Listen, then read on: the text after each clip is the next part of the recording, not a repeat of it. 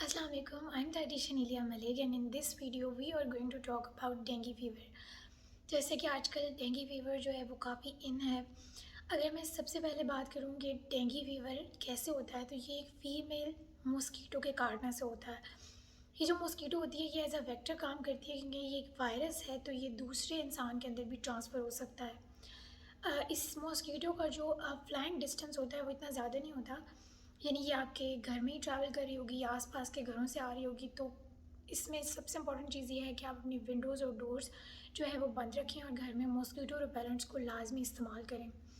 अगर मैं इस डिज़ीज़ की बात करूँ कि इसके क्या साइंस एंड सिम्टम्स होते हैं, तो साइंस एंड सिम्टम्स इसके वेरी कर रहे होते हैं हर पर्सन के अंदर। कुछ लोगों के अंदर हाई फीवर होता है, साथ उनको वॉमिटिंग होती है, डायरिया होता है, और कुछ पेशेंट्स के अंदर सिर्फ हाई फीवर होता है, साथ उनको जॉइंट्स पेन और मसल्स पेन हो रही होती है। अब इसके अंदर जो है वो फ़ीवर आपको बायफेज़िक भी हो सकता है। बायफेज़िक फ़ीवर ये होता है कि आपको फ़ीवर एक दिन रहता है, उसके बाद आपका फ़ीवर कम हो जाता है और अगेन आपको फ़ीवर हो जाता है। अगर मैं इसके फ़ेज़ेस की बात करूँ तो डेंगू के बेसिक 3 फ़ेज़ेस होते हैं, और जो इसका मिडल फ़ेज़ होता है वो काफ़ी क्रिटिकल फ़ेज़ होता है, जिसमें आपको ब्लीडिंग भी हो सकती है फ्रॉम नोज़। और रिकवरी फ़ेज़ के अंदर आप जा सकते हैं without getting into the critical phase, अगर आप इसकी स्टार्ट में इसको आप क्योर करने की कोशिश करते हैं। सबसे पहली चीज़ जो कि बहुत इम्पॉर्टेंट है डेंगू फ़ीवर के अंदर, दैट इज़ हाइड्रेशन। इसमें जो पेशेंट्स को दी जाती है वो हाइड्रेशन थेरेपी है, यानी आपका लिक्विड इंटेक जो है वो अच्छा होना चाहिए, क्योंकि वॉमिटिंग और डायरिया के दौरान पेशेंट का जो है वो लिक्विड काफ़ी लॉस हो रहा होता है। अब इसमें कुछ जो डॉक्टर्स होते हैं वो ओआरएस रिकमेंड कर रहे होते हैं, क्योंकि पेशेंट के अंदर से कुछ मिनरल्स का लॉस हो रहा होता है। तो वो जो पेशेंट होते हैं कुछ, वो ओआरएस बिल्कुल भी नहीं पीते या उनके टेस्ट बड्स डेवलप नहीं होते, तो उसके लिए ज़रूरी है कि आप उस पेशेंट को दिन में 3 दफ़ा कोकोनट वाटर दें, that is rich in minerals. तो उसके जो मिनरल लॉस हो रहे हैं उसको जो है वो बैलेंस आउट कर रहा होगा। इसके अलावा जैसे कुछ पेशेंट्स इतना ज़्यादा पानी नहीं पी रहे होते, या पानी नहीं उनको, मतलब वो इतना डायरेक्ट 5 लीटर दिन में पानी नहीं पी सकते, तो आपने उनको जो पानी देना है वो डिफरेंट फॉर्म्स में देना है। जैसे मैंने आपको बताया, आप कोकोनट वाटर दे सकते हैं, इसके अलावा आप फ्रूट जूसेस दे सकते हैं जिसमें आप वाटर जो है वो ज़्यादा रखें।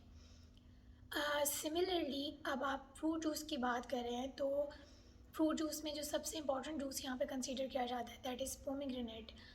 अनार का जूस बहुत फ़ायदेमंद है डेंगू फीवर के लिए। उसमें अगर आप थोड़ी सी ब्लैक पेपर ऐड करेंगे तो उसके हेल्थ बेनिफिट्स को इन्हांस करेगी जो वो आपको देने वाला है।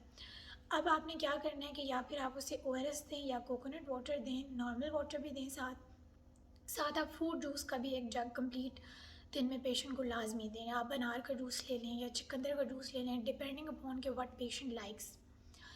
इसी तरह आप अगर जैसे कि पेशेंट की इम्यूनिटी काफ़ी कम है, तो आप विटामिन सी रिच फूड्स उसको दे रहे होंगे, तो आपने क्या करना है कि अगर पेशेंट को पसंद है तो आप उसको लेमन इन्फ्यूज़ करके पानी में दे दें, उसका टेस्ट काफ़ी अच्छा हो जाता है। अगर कुछ पेशेंट से उसको मतलब बिटर टेस्ट लगता है और गला ख़राब हो जाता है, तो अगेन मैं यही कह रही हूँ बार बार कि डिपेंडिंग अपॉन कि पेशेंट को क्या पसंद है, उसकी क्या प्रेफरेंस है, आपने उसके अकॉर्डिंग उसको चीज़ देनी है।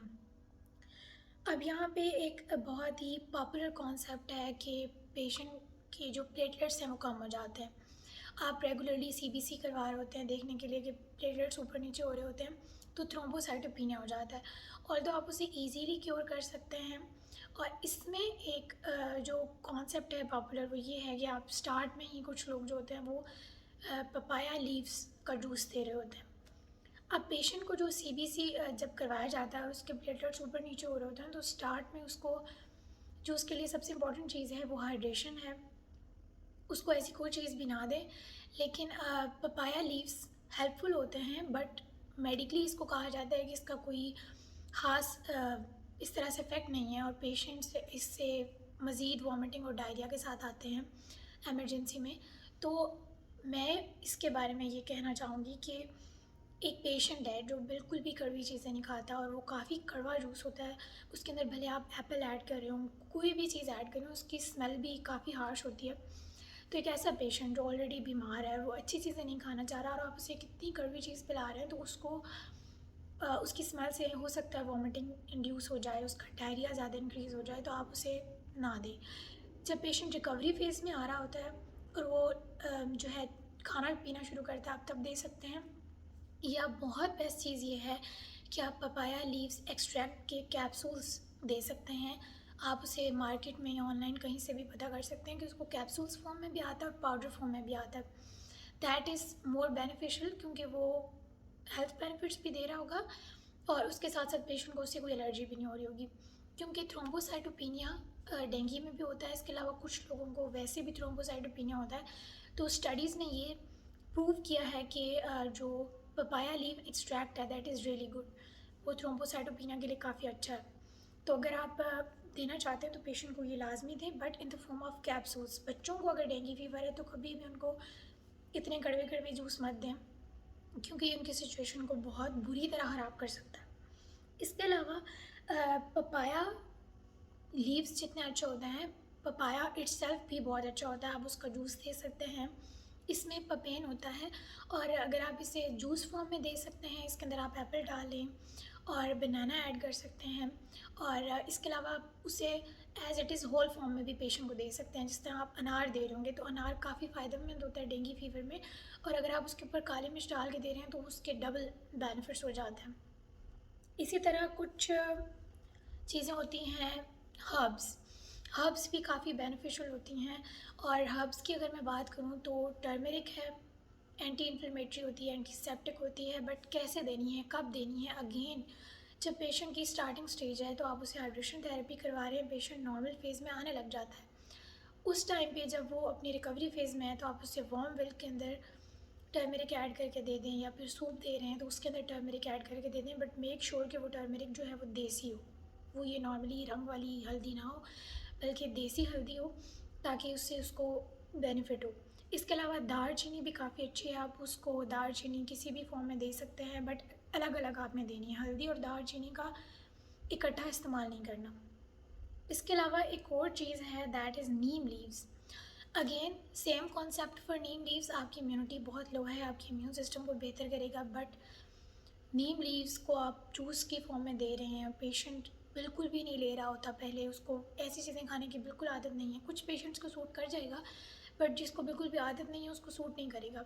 तो आपने नीम लीव्स को भी पाउडर फॉर्म में दे सकते हैं, कैप्सूल्स फॉर्म में दे सकते हैं ताकि उसकी इम्यूनिटी बेहतर हो, बट उसको कभी भी जूस फॉर्म में ना दें, स्पेसिफिकली उन लोगों को जो बिल्कुल भी ये खाने पीने के आदी नहीं होते। इसके अलावा एक और चीज़ है that is aloe vera juice. Aloe vera juice भी काफ़ी अच्छा होता है, बट अगेन एलोवेरा जूस के भी हमारे यहाँ हम लोग ये चीज़ें खाते पीते ही नहीं हैं, तो टेस्ट बड्स ही नहीं डेवलप होते। तो उसके लिए ये करें आप कि एलोवेरा जूस आप मार्केट से ख़रीद सकते हैं, आजकल तो काफ़ी पॉपुलर वेबसाइट्स हैं जिनसे आपको मिल जाएगा, और आप उसको जो डेली जूस दे रहे हैं उसमें ऐड कर सकते हैं। एलोवेरा जूस थोड़ा थोड़ा ऐड करना शुरू करें। और इसी तरह एक और चीज़ है which is not so much popular in Pakistan, but वो काफ़ी हेल्पफुल है डेंगू फीवर के दौरान, दैट इज़ गिलोय। तो गिलोय के भी पत्ते मिलते हैं, बट अगर आप उसको उस फॉर्म में यूज़ नहीं कर सकते, आप पाउडर फॉर्म में यूज़ करें और उसको आप एलोवेरा जूस के अंदर ऐड कर दें, और वो काफ़ी हेल्पफुल होगी। इस तरह से जब मिक्स एंड मैच करके आप चीज़ें दे रहे हैं, और डिपेंडिंग अपॉन के व्हाट पेशेंट वांट्स, ये चीज़ बहुत इंपॉर्टेंट है, क्योंकि आप अगर पेशेंट को वो चीज़ देंगे जो उसे पसंद ही नहीं है तो इससे मे बी उसकी वॉमिटिंग इंड्यूस हो जाए, उसे कुछ अजीब सा महसूस हो, तो आहिस्ता आहिस्ता पेशेंट रिकवर कर रहा होता है।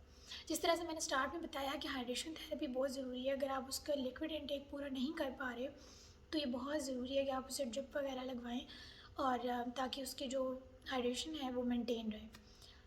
Hope you find this video informative. If you find this video informative, then subscribe. Till next time, Allah Hafiz.